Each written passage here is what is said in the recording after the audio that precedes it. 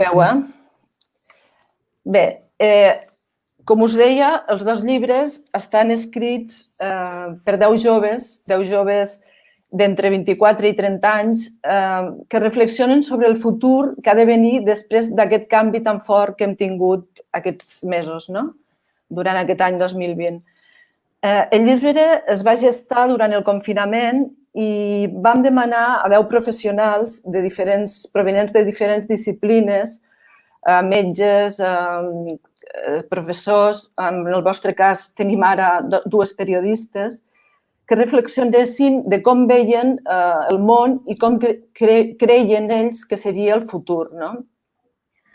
Avui, doncs, ens acompanyen 2 autores, la Paula Erickson i la Neus Sunyer. Elles són periodistes. La Paula, en aquests moments, treballa a Público i ha treballat a mitjans com l'Agència EFE o La Directa. Està interessada en drets humans, entre ells el dret a l'avortament. La Neus Sunyer, també és periodista especialitzada en gènere i sempre ha treballat per mitjans escrits. Als seus 27 anys, el que li interessa realment és narrar la generació millennial. Narrar-nos per saber què i com vivim per poder explicar el futur que vindrà, d'acord? Les dues ens aporten en aquest llibre, Avui és demà, 2 relats breus. El de la Paula es titula L'home blau que no podia caminar i el podríem definir dins del que és el gènere fantàstic o de ciència-ficció. I el relat de la Neus dins del realisme més pur i feminista. Es titula Encendre els carrers per treure l'olor al lleixiu, un títol molt poètic. 2 relats diferents, però que a la vegada tenen punts en comú i que tots els adults i joves ens hi podem sentir protagonistes i que segurament hem viscut moltes de les situacions que expliqueu, no? A mi m'agradaria personalment dir que són 2 relats que m'han agradat molt i que m'han fet reflexionar molt, que és el que pretén aquest llibre. Per tant, començarem, si voleu, amb una pregunta més destinada a la Paula, però també, Neus, si vols contestar, pots fer-ho. En el teu conte parles de 2 tipus de persones, no? Les que generen molt benefici econòmic, que en diríem que tu els consideres els imprescindibles, d'acord? I que són els que són els que creen riquesa i diners, que seria el capitalisme pur, no? I després hi ha un altre grup de persones que són les que imaginen, les que migren, les que ens fan pensar, que són considerats uns pàries i fins i tot utilitzes la paraula que el sistema els diu miserables, no? Per què divideixes les persones en aquests 2? Tu creus que el món realment està dividit entre aquests 2 tipus de persones? O és la ficció? Jo crec que el capitalisme divideix en aquests 2 tipus de persones. Vull dir, no crec que el món sigui així. Crec que el sistema on vivim és molt radical, no? La ficció al final el que fa és posar-ho tot i exagerar el que la realitat no ens pot ensenyar, doncs a partir de la ficció pots exagerar allò que tu creus convenient. I aquí, doncs, en el llibre, al capítol, faig aquesta contraposició entre aquests 2 tipus de persones, no? Per mi no és així, que jo consideri així no vol dir que el sistema no ho consideri d'aquesta manera, no? També el relat de la Neus és important quan parlàvem de persones essencials. Durant la pandèmia també ens ha vingut molt al cap aquesta cosa de treballadors essencials. Què vol dir essencial? Sempre clar que els metges són hiperessencials per tothom, però hi ha moltes feines invisibilitzades, com les de les cures, que també són essencials i que al capitalisme ja li va bé que siguin invisibles, perquè d'aquesta manera el sistema és com segueix caminant, no? Perquè si comencem a pagar aquestes persones com es mereixen, si comencem a canviar una miqueta el sistema i trenca aquesta dicotomia, el sistema cau. Llavors, és interessant o interessa més al sistema tenir aquesta dualitat que no començar a pensar que hi ha més diversitat i per què hi ha aquesta dualitat, no? Molt bé. precisament això de les persones essencials, al teu conte fas una crítica, potser, de que les persones... Perdó, és la Neus, ara m'he confós. Que les persones essencials simplement eren els sanitaris, perquè sortia la gent als balcons a aplaudir simplement els sanitaris. Aleshores, no es tenia en compte la resta de gent, com els treballadors del supermercat, els recollidors d'escombraries, etc. Perquè la societat o la gent durant la pandèmia solen aplaudir els sanitaris, que han fet una feina increïble, però la resta de gent... Crec que perquè, bueno, en aquest cas, crec que el fet que ens ha dut això és que les feines essencials són feines que se consideren de cures. Llavors, aquestes feines venen introduïdes dins un espai privat. Llavors, quan són feines que se desenvolupen o que dins l'imaginari està previst que se creïn dins un espai privat, com és cura de majors, fer net, comprar i això, és un espai que ha quedat reduït a les dones i que, per tant, no hem cregut que hagi d'estar a primera línia. Perquè són coses que van de dia a dia, són quotidianes, no són... Els metges en una pandèmia són herois, s'estan enfrontant a un virus, no? I amb aquest relat bel·licista que hem anat construint des de març, de venim a lluitar contra un virus en comptes de anem a cuidar-nos, no? Llavors, aquest personal sanitari era més unes persones que estaven fent una feina titànica i que la fan, i heroica i sobrenatural. La resta eren tasques de cures que no duraven, són tasques essencials i no duraven i, per tant, van quedar invisibilitzades. Sí, de fet, la protagonista del teu conte és una caixera d'un supermercat, no? Sí. I bé, per tant, una pregunta que us volia fer és com podem fer per viure en una societat que deixi de valorar les persones per la seva productivitat, no? I veieu alguna solució amb això? Es demana molt, potser, no? A curt termini, no. El que sí que em va deixar molt, increïble, o sigui, vaig flipar amb la dada de la quantitat de també, perquè sempre penses que personal sanitari és majoritàriament masculí i al capítol de la Neus es veu que no, o sigui, a més el 80% de dones són caixeres, vull dir, és com, o sigui, de caixeres són dones i molts percentatges que em vaig quedar bastant en xoc de veure, no?, la dada d'aquesta feminització, aquesta divisió sexual del treball i que feines essencials que normalment creiem que fan homes també la fan dones. A mi això ho volia tenir en compte del capítol de la Neus que em va deixar molt coptada, sí. Sí, de fet, la Neus aporta amb aquest capítol que inclús els metges, el 66% són dones, no? Vull dir que la majoria són dones. No sé si també heu vist aquests darrers dies que sortia l'estudi de zero prevalència, que s'ha tornat a fer l'estat espanyol, que una de les dades que sortien era el fet que les persones que més s'han contagiat han estat cuidadores de llar i netejadores. Llavors, vull dir, hi ha un factor de gènere aquí molt clar amb qui s'ha posat a primera línia i qui ha quedat darrere. I tornant una mica a productivitat, no sé si entre els monstres aquests de què parlava Ana Paula inclouria aquest monstre de la productivitat. No sé, com a experiència personal, durant la pandèmia i durant aquests mesos que hem anat, se suposa que tot estava aturat, però no podies estar aturat. Vam fer pa, vam fer magdalenes, vam aprendre manualitats, vam rentar, i és aquest sentir-se malament si atures, encara que s'hagi aturat el món al teu costat. No sé si ho heu sentit igual. Tots, jo crec que és el que deia abans, que tots ho han viscut una mica així, no? Que no hem estat parats, al contrari, hem fet més coses de les que estàvem habituals a fer. Hi ha una part del teu capítol que m'agradaria llegir que diu: se n'han adonat que tot s'havia aturat menys la vida de dins a les cases, no? De les cases. Quan sembla que les mares van més atabalades, tot i que a la primera vista sembla que tinguin més temps. És a dir, les dones o les mares, en aquest cas, som o són essencials i invisibles. Em sembla un resum de la pandèmia en la figura de la dona increïble, no? Què en diríeu d'això?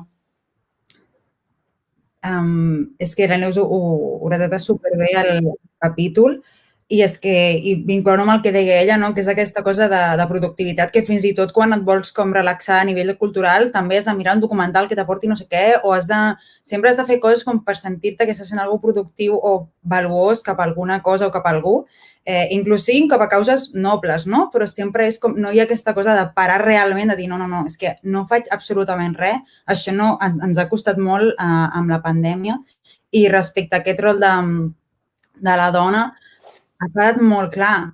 A més, també vinculat amb el tema de salut mental. Vull dir, si teletreballes, si tot el teu, t'ho imagina't, cuidar una casa, a més treballar amb tot això al mateix espai que no pots desconnectar, potser millor esperem que els homes hagin vist, perquè normalment la dona va a l'espai on estaven els homes, que és la política institucional, i hi havien ostres, de cop, 15 hores de jornada laboral al Parlament, això una diputada potser, com explicava Gent Díaz al llibre que acaba de publicar, això no ho feia. Llavors, potser les dones han entrat a l'espai públic i això potser comença a canviar.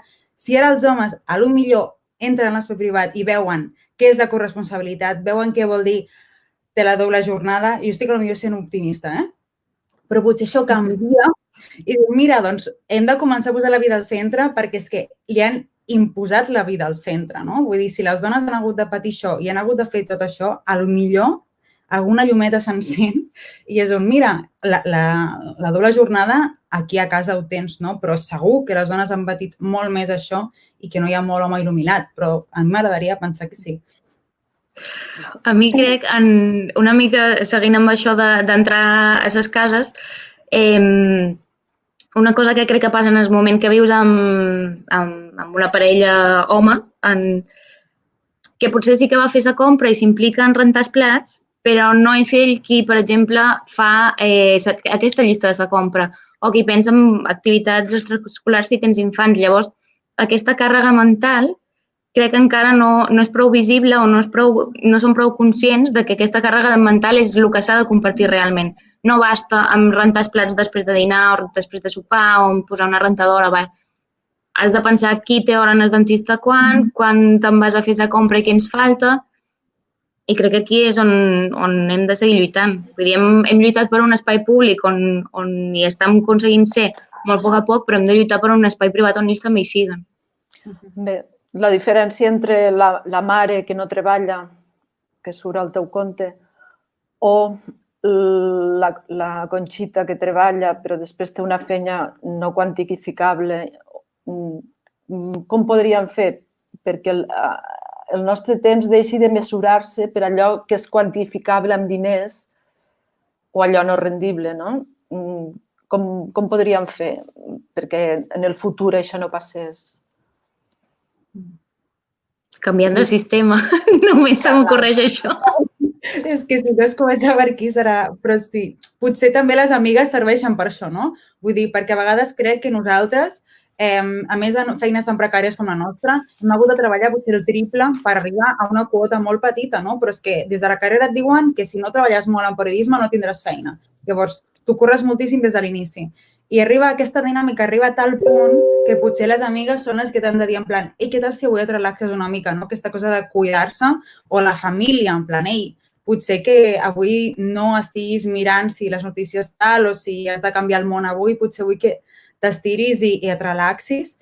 De fet, al principi, la idea de deambulador, de només caminar, ni l'Alba, l'editora, al principi, però com que deambulador? Si la seva feina camina i prou, ja està. I jo sí, és una feina que no és feina, però què és la feina? Vull dir, també és aquesta reflexió de que una feina més no controlada, no controlable, i això tampoc agrada, el sistema, una feina que tu puguis pensar lliurement i el caminant serveix per pensar, per conèixer gent, per observar i tot això, per això aquesta feina no feina i de com invertir el temps en algo que no sigui productiu és el que vaig pensar quan ens van prohibir, de fet, caminar.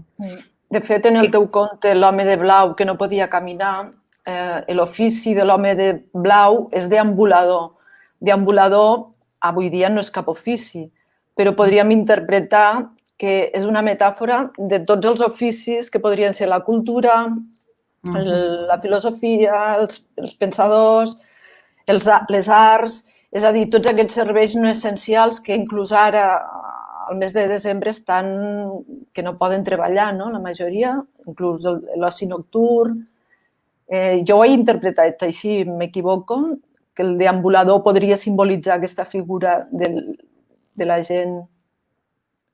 Pot ser així, sí, perquè hi ha una part de la feina del deambulador que representa tots aquests i alhora no representa cap feina. O sigui, és com... o que la seva feina és tan bàsica i tan essencial, però tampoc reconeguda, que al final ningú l'interpreta com a tal. Que es podria dir, no?, que és la cultura, la feina de cures, qualsevol feina que no sigui la 100% capitalista o productivista. Sí, alhora que és això, és aquesta cosa de... es pot vincular més amb aquest tipus de feines i a la vegada vaig voler crear una feina que no fos feina. Sí, A mi, perdona. No, és que ho volia la figura aquesta... Ho volia lligar amb el teu conte perquè la figura del deambulador és molt important perquè al teu conte parles de la salut mental. Jo crec que ho volia que ho lliguessis amb això. Sí, m'ha costat... Bueno, vaig voler tractar masses coses i m'ha quedat tot com només pinzellades i m'ha costat molt.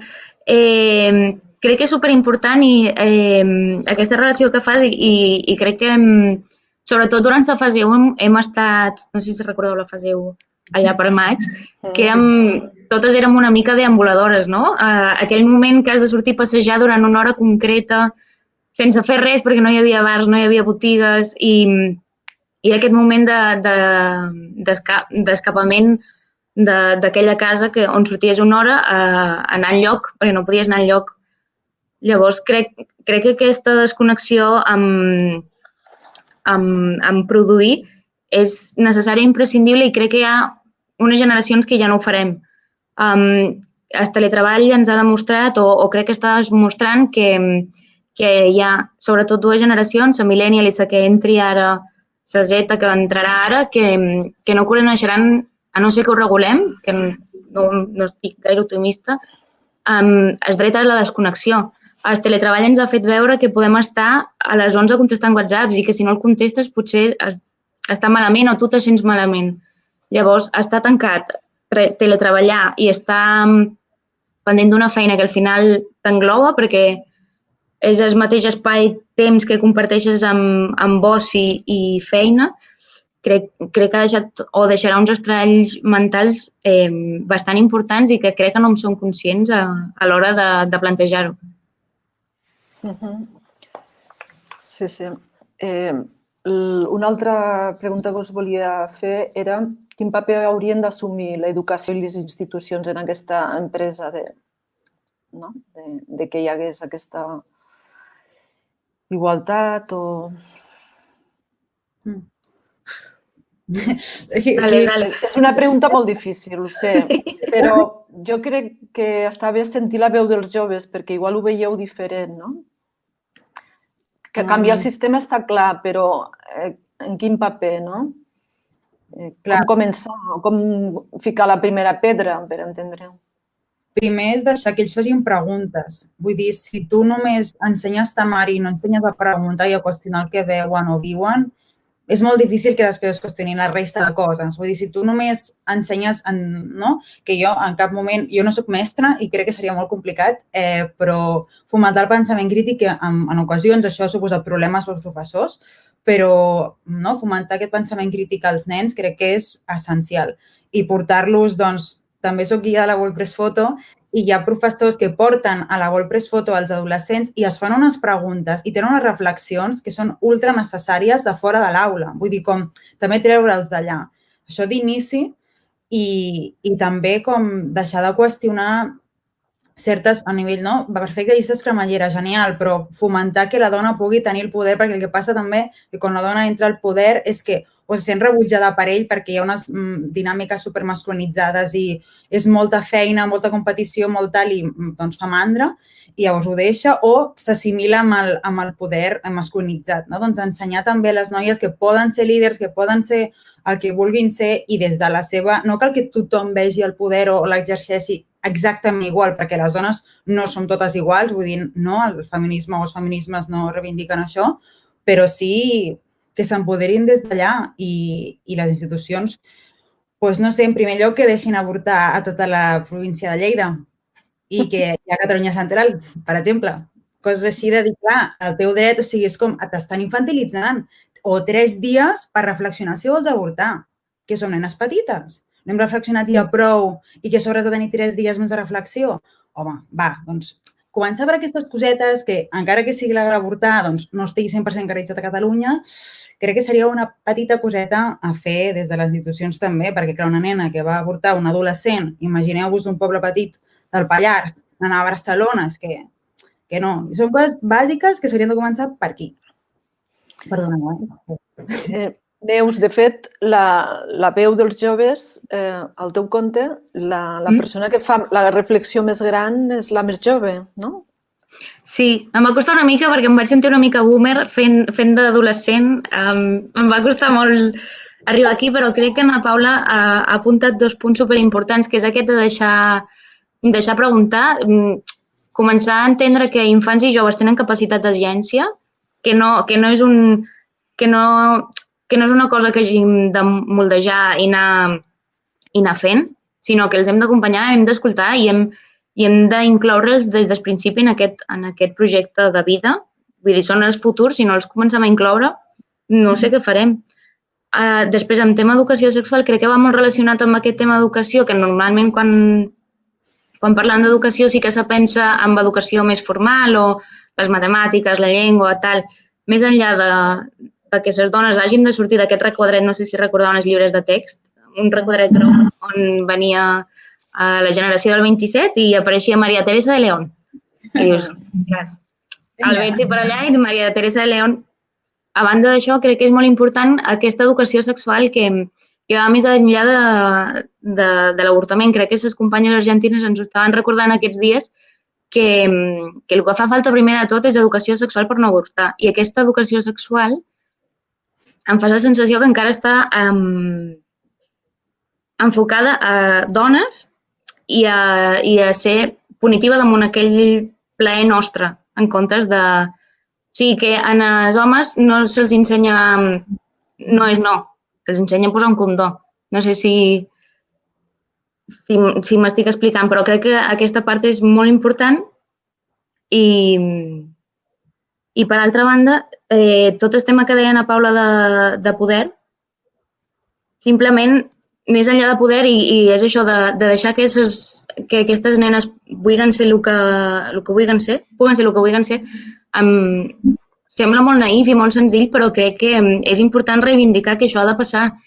Avui dia hi ha nenes que als 10 anys abandonen les matemàtiques o no se plantegen estudiar res relacionat avui, 2020, perquè no s'hi senten ni identificades ni que hi puguen arribar. Per tant, crec que hem de lluitar perquè això deixi de passar.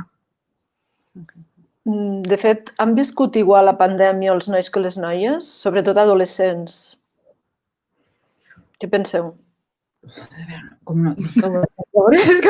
Ja no ho sé, però a mi em sembla que no sé com ho veu la Neus, crec que és molt important el que comentaves d'educar, perquè sempre l'educació sexual ens interessem les noies, bàsicament, i hauria de ser una cosa que s'eduqui nois i noies, i clar, un noi jo no crec que tingui la mateixa cosa. Ara, clar, quan tornes a casa, potser abans del toc de queda, no crec que sentir el mateix un noi que una noia, perquè els carrers estan bastant més buits i fa bastanta més cosa amb una noia que un noi, a nivell de tasques de la cura, no? Tot això jo crec que ho han viscut diferent, però també, clar, el tema de no expressar sentiments, no? Potser també hem patit angoixa i hem patit por i el que han fet és tancar-se i jugar 1000 hores a l'ordinador. És que com no ho expressen no ho sabem, no sé com ho veu la Neus, però... Sí, crec que és talment així, de quan falta una educació emocional que normalment falta en els homes, en els joves homes, crec que igual hi ha un punt que hem patit molt i que no hem sapigut.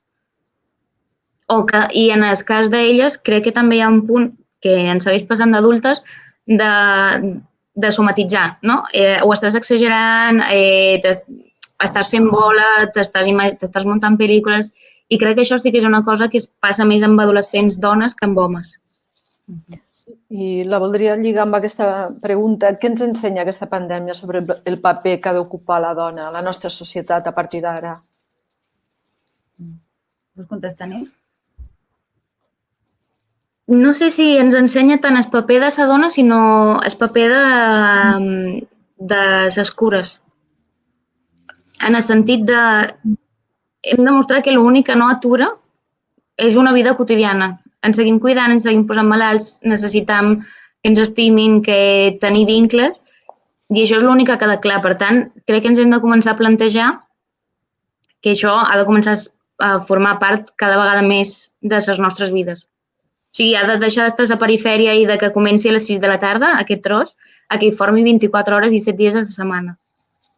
I que dona pas una vegada per totes de posar en valor aquest treball que normalment han fet dones, des de casa, sense cobrar i per amor, no? Sobretot. Per tant, quines idees es tenen sobre el feminisme aquestes dones, no? I per què és necessària una visió ajustada del mateix per la comprensió integral de la nostra societat? És a dir, moltes dones són conscients de que han fet aquesta tasca per obligació o són conscients de que elles han tingut més pes que d'altres persones o d'altres gèneres? Jo espero que algunes sí. No crec que totes, perquè això també has de tenir potser una concienciació o algú t'ha d'explicar o potser ho veus molt clar en una senyal, però quan entres en dinàmica crec que és molt difícil tallar la dinàmica de pensament en moltes coses, no? Quan penses una cosa durant molts anys, que de cop... I mira que estem en una pandèmia mundial que podria ser més difícil, o no, perquè em gusta, que això segurament vindran altres pandèmies, la crisi climàtica, etc.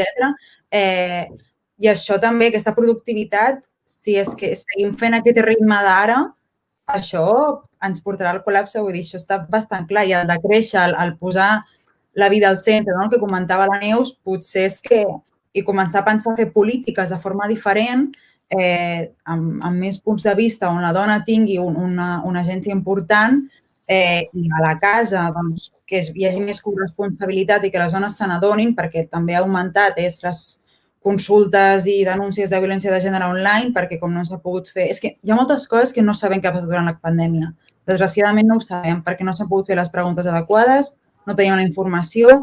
Això potser es sabrà d'aquí un temps. Ara mateix em sembla una mica difícil la pregunta d'assimilar, perquè encara no sabem. Per tant, quins serien els gestors, a part del feminisme, que considereu que ho haurien de posar sobre la taula, no? Aquestes coses ocultes.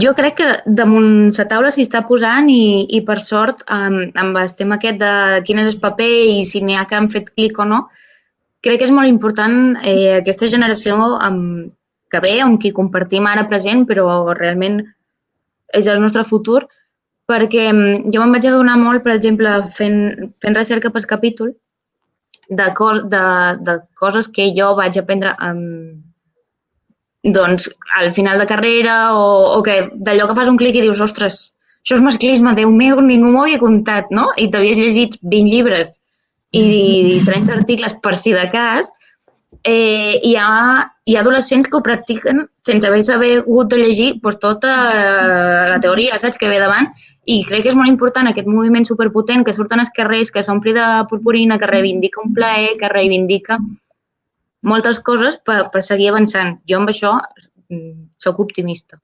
I la resta, no sé si tampoc ens hem d'exigir a tothom que faci el clic, no sé si m'explic.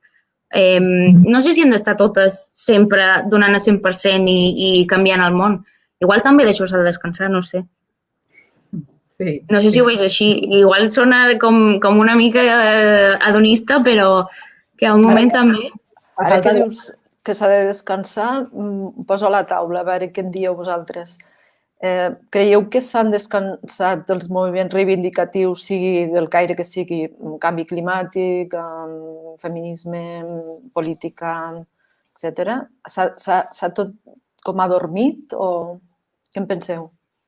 Amb la pandèmia? Aviam, ara hi ha més por a tot. Vull dir, ara el que passa és que després la pots convertir en ràbia segurament, que és el que acostuma a passar. No sempre, però es pot convertir en ràbia, aquesta ràbia en ràbia ben organitzada i col·lectiva i poden sortir manifestacions. S'han transformat, jo penso, no? Potser ara com més online, més xerrades, més autoorganització de forma col·lectiva, amb les amigues, potser hi ha hagut una cosa més íntima, més altre cop cap a casa i via xarxes. Al carrer, doncs, com ja tan lleixiu, és difícil. Ja tinc ganes que torni a haver gent allà ocupant-lo i que no hi hagi aquestes distàncies, perquè, a més, és que la gent té por. Vull dir, és que podem ser molt valentes, però tenim por d'infectar el nostre pare, mare, germà, ens fa cosa. Llavors, això també jo crec que ha frenat els moviments, però no han parat, han seguit informant, doncs, si vulneració de drets, ara que segueixen fent desnonaments, encara que estiguin prohibits, doncs sí, segueix passant i segueixen exposant famílies vulnerables, però el moviment de l'habitatge ara mateix està superactiu. A Barcelona, com a mínim, crec que arreu de l'Estat està molt actiu. Altres, no et sabria dir si de la mateixa manera o el voluntariat, el sensellarisme també, no ho sé, hi ha hagut factors que segueixen allà, el feminisme segueix, la diva farem manera, no es pot fer com abans, no podem tirar purpurina, no podem... Però, bueno, les generacions més jovenetes sí que tenen un paper i el que deia la Neus abans, la meva cosina petita igual. Vull dir, amb 12 anys ella em deia coses que deia, mare de Déu, però ara en té 16, I ella, o sigui, que si machos alfas, que si machirulos, que si no sé què, que si... O la seva orientació sexual, que és en plan, bueno, doncs jo no sé si... I és més laxa, no? En plan, coses així que abans teníem com... Doncs ella diu unes reflexions i unes coses, té un caràcter i una valentia que dic, mare meva, quin orgull. Jo crec que els moviments socials no han aturat, però igual mediàticament no han pogut ocupar tampoc l'espai que es mereixien perquè hi ha una pandèmia mundial. I llavors, com que s'acaba menjant aquestes rutines diàries, s'acaba menjant. Però crec que és el que diu una Paula, estem en un moment d'impàs que després ve una ràbia que esclatarà. Estem en una crisi climàtica que ja no podem tornar enrere. Hem passat aquell punt on podíem mitigar-lo, ara ja només ens podem adaptar. Desnonen, hi ha gent sense llar, no ha vingut la crisi d'aquesta pandèmia encara. Vull dir, ens queden molts de reptes per davant que segurament tornaran a omplir carrers. I la precarietat laboral potser pot fer algun moviment que fins ara tampoc crec que hi hagi hagut, almenys al carrer, no? Clar. Sí, és que, clar, crec que un problema que té la nostra generació, i segur que na Paula això ho pot explicar millor, perquè és bastant més jefa en temes laborals, és el tema de que per treballs precaris i per temporalitat no hem pogut mai arribar a sindicar-nos o a crear unes estructures de lluita com els en teníem fins ara i amb qui se segueix negociant fins ara. Llavors, tens precarietat, tens temporalitat i tens que no te pots ajuntar amb uns companys que acabes quasi sense conèixer. Perquè estàs 6 mesos, estàs amb un contracte de pràctiques de nou, tornes a estar, llavors... I no hi ha mecanismes per negociar davant un estat que segueix dient que els agents socials són comissions obreres i UGT, per posar un exemple, no? Llavors, crec que aquí també espero i desig que hi hagi un punt d'inflexió en com tractem la precarietat. Bé, els vostres contes jo els recomano a tothom. Bueno, recomano el llibre en general, tant en català com en castellà, però són 2 contes que m'han agradat molt i fan reflexionar, bàsicament, tant el de la Paula com el de la Neus. El de la Neus està escrit amb un excel·lent baleàric, que m'ha agradat també, veure els verbs en balear. I bé, jo m'agradaria que... Vosaltres suposo que us heu llegit els contes una de l'altra i l'altra de l'una, no? Si voleu fer alguna reflexió, o si voleu parlar del vostre, però tampoc sense contar molt perquè la gent no... El de la Neus és un relat que són diverses veus. És interessant com en 3 dones es veu una perifèria i un centre a la vegada i es posa de manifest la importància de les cures. Està molt ben escrit. El tema de les olors és important i crec que la metàfora de les olors en aquest capítol és molt significatiu, que a vegades és un sentit que ens donem suficient importància i les olors són superemocionals i ens expliquen moltes coses. I crec que és una molt bona reflexió d'aquesta intergeneració. O sigui, a més, és intergeneracional, però també de classe, que també és un component important en aquest relat i és molt tendre, val molt la pena. Si permet, com diu ella, hi ha una generació que resol, l'altra que visualitza, que seria la seva, i la de la seva cosina, diguéssim, és la que ho ha de solucionar tot, no? Sí. És molt bonic, aquest. A mi, del de la Paula, crec que destacaria com fa de senzill un tema tan complex com és el sistema capitalista. No? Vull dir, és en plan, uau, ja està.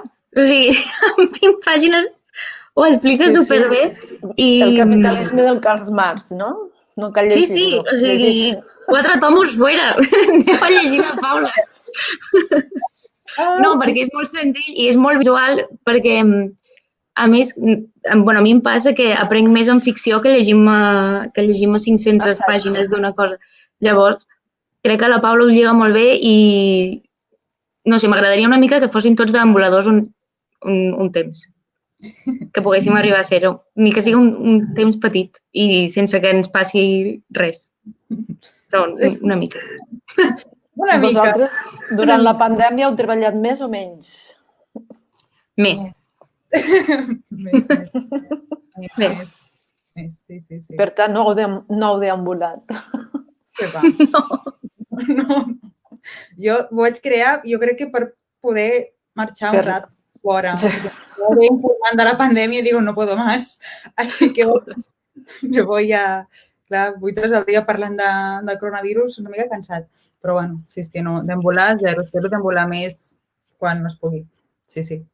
Bé, doncs, 2 contes exquisits, l'home blau que no podia caminar i encendre els carrers per treure l'olor al lleixiu, molt recomanables i si voleu dir alguna cosa més, anirem acabant.